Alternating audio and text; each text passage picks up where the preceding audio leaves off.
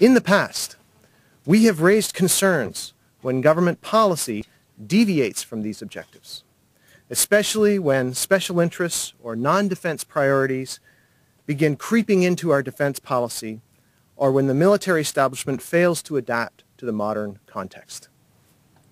Such is the case with the proposed procurement of a fleet of F-35 stealth fighters. We do not need flying Cadillacs to defend North America and to provide security for Canada. The government, the Air Force, and defense companies have made it clear why they want them, but not why Canada needs them and why Canadians should have to pay for them. Let's take a minute and consider what role we need aircraft to fulfill. We have domestic security, the defense of North America, and expeditionary missions abroad. Under NORAD, our aircraft provide surveillance and control functions. We monitor the airspace, and we can intercept aircraft if required. After the Cold War, though, NORAD did not have much of a clear mission anymore. But after 9/11, monitoring of internal aircraft became much more important. For missions abroad, our CF-18s have played very little role. 10 years in Afghanistan, and they've never been deployed. Only in the first Gulf War, back in the early 90s, and in Kosovo, essentially only twice since we bought the planes in the 1980s, have they been used in an expeditionary mission. A new policy should be developed that acknowledges this reality. And we should instead focus on domestic roles and curtail and phase out the capability of deploying fighter bombers abroad. Domestically, we don't need much to greet aging Russian propeller bombers coming around the Arctic area. Instead, we should be focusing on those post-9/11 needs of being able to monitor and support NORAD's functions of surveillance internally within North America. After 9/11, eyes stopped looking out so much and began focusing inward. In the case of the F-35 stealth fighter, I mean, let's be clear about what this plane has been developed for. It is a first strike, shock and awe fighter bomber. It is designed to be in the first wave of aircraft screaming over the beaches to bomb cities and military bases on the first night of a war. It's shock and awe. Canada will never need this requirement, and Canadians should not be asked to pay for it. The report has many main findings and conclusions, and I'd just like to run through them now. First, Canada does not need the F-35 stealth fighter either for North American domestic roles or for expeditionary roles. The Canadian government should not proceed with this planned procurement of the F-35, and there is no contract. Instead, Canada should curtail the expeditionary role for Canadian fighter aircraft.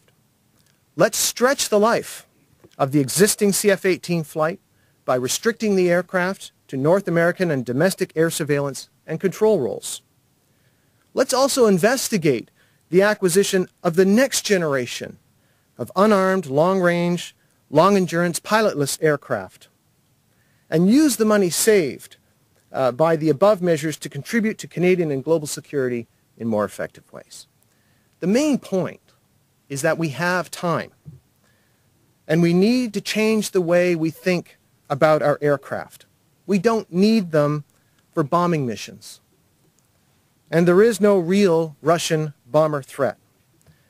And there are new technologies. Are you saying that these pilotless drones could do what the CF-18s do now? Or? Yeah. I think there's emerging technology that's coming out. I mean, let's be clear about the F-35. You don't need stealth capability to patrol the Arctic. In fact, I think there's some serious questions about even the capability of this aircraft. For instance, any review of public information document that I've seen shows that the F-35 is actually slower than the F-18. So I'm not convinced that this kind of plane is a fit for what we need in the Arctic. This is a first strike fighter. That's why you have stealth capabilities to avoid anti-aircraft weapons or any other interceptors that may come up to greet you. I mean, it's for use. It's for, you know, the first night of attack on Baghdad, like we saw with shock and awe. It's not designed for use in the Arctic. So there are a number of long-range aircraft. Global Hawks come to mind. There's others that are being developed. A lot of this has been made about, you know, this is the 5th generation aircraft. Well, I'm not so sure about that, but I know that the next generation of aircraft will not have pilots. It's pretty clear that's the direction, and we have time. We should take the next 5 or 6 years to see what develops, and that would be sufficient to provide security for the Arctic. Aircraft. You have to ask the government about that. What is it about it that you, as a defense analyst, you believe is attracting them to this plane? You'd have to ask the government why they are attracted to this. I mean, there seems to be, certainly the companies are interested, and that there's a lot of interest in terms of potential contracts. However, the government has not negotiated the usual dollar-for-dollar requirement in terms of offsets. So I'm not sure that jobs and industrial benefits are the main objective of this government. If it was, I think they would have ensured that, one, they had a contract in place before they announced the procurement, and two, that that contract would have included both the costs and the in-support service requirement, and three, that there would be at minimum a dollar-for-dollar offset investment requirement in Canada. So if there was a jobs argument there, I don't see it. In terms of Arctic surveillance, I don't see the requirement there. I think there's lots of other platforms that could provide that. The only thing that I'm, maybe surmising here a little bit in the terms of the timing of the announcement was that it was certainly well timed for Lockheed Martin. The company has been running into problems, as well as the Pentagon, with the F-35. It's late. Costs have been increasing. There is uncertainty in the international community about how many planes they were actually going to buy. They needed a boost, and the government announcement in July, I think, pretty clearly provided Lockheed Martin with that boost, even though there was no real contract. So I'm surmising here because I'm not in the government. I don't have that kind of knowledge. The argument of this interoperability that they speak of, and it's great that your NORAD partners are all have the same technical equipment. Yes. Yes. What about it? Yeah, I think there's no problem with interoperability. I mean, right now we're flying CF-18s in North America. The U.S. uses a variety of platforms. They fly F-16s that they use primarily domestically. They have F-15s. We never bought them. We never bought F-16s. There's all kinds of differences in equipment. Most of the interoperability comes within protocols. Some would focus on communications capability, and I think that can be adequately addressed because, look, there's going to be lots of NATO countries over the next number of years not flying F-35s, and they will also need to be interoperable, and I'm sure that we'll be able to maintain that. What about, are we too far along in the process or too involved in the process to withdraw without any liabilities? Because that's something else we're hearing. Yeah, not at all, in fact. I think we've got plenty of time. There is no hurry. We just finished a $2.6 billion upgrade of the F-18s. They're going to be good till 2017. If we limit their role as we're suggesting, we could probably get at least a decade out of them, no problem. Let's see what happens on the international community. Let's look and see what happens with pilotless aircraft. I mean, I don't know about you, but I never go out and buy the latest version of Windows because the darn thing never seems to work. So I don't think I'm going to run out and buy this F-35. Let's wait and see what happens. Does it work? You may be glad that you did down the road. So I don't think there's any rush. As I mentioned, there is no contract here. So I don't know what we're talking about in terms of cancellation fees. There has been a memorandum of understanding in terms of industrial participation, but that is something quite separate from the procurement of the actual aircraft itself. I think there is certainly a trend that when we went in 2002 with the initial development, contributing some money for the development, there was certainly a trend there toward the eventual procurement. But we were assured at the time that this did not mean that we had to actually buy the aircraft, nor did it mean that we couldn't have a competition down the road. The defense minister appeared before the committee last month with some of his generals. One of the arguments he made is that when you buy these planes, they have a long shelf life, 30 years or so, and that you have to buy with the idea of what future threats might be out there. Right, sure. We may not know what's going to happen in the future, and often they'll say we need some insurance policy about that. Well, you know, I'm concerned about my house burning down, but I have no plans to go out and buy a fire truck in the near future.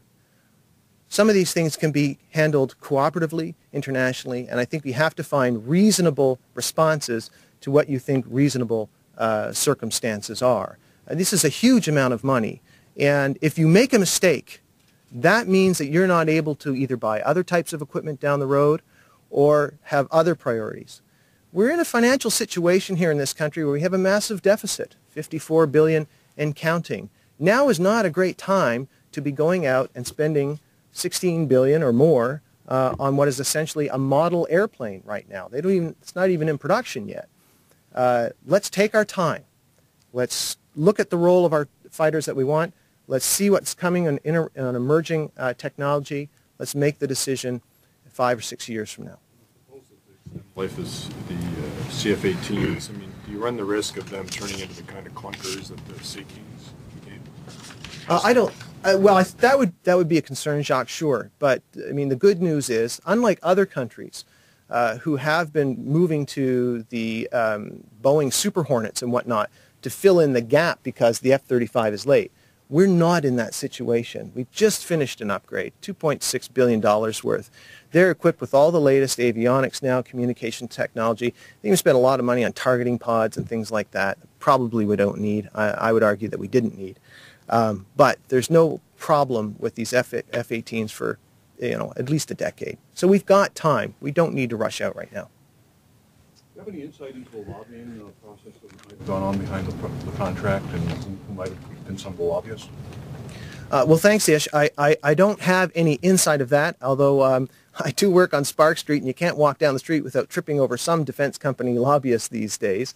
There's a lot of money going into defense right now, and there's a great deal of increased activity on that file. This has certainly got to be the crown jewel in terms of the Canada First defense strategy. It's a huge victory for Lockheed Martin to land this contract. I can only guess that they have some very good lobbyists on their team. Is there any other questions? I'm just wondering, because the government will make the point and has made the point that you can't stick, you know, Canadian Forces pilots with old clunkers. And you talked about the fact they've been overhauled and so on, but you know, who are you to say how long they're going to last? Well, I'm using the government's own figures that the upgrade, the $2.6 billion upgrade, it's their own numbers to say they're good till 2017. Probably means that if we curtailed their role a bit, we could probably get more time. But even still, we know that the F-35 is not due to come in until well into the latter part of this decade, when even these planes would come in. I mean, I guess what I'm suggesting here is that the Air Force can probably focus on air transport and logistics. I think they are providing an essential role there. We've just spent billions of dollars on new C-17s and C-130Js, 2 new fleets coming in air transport.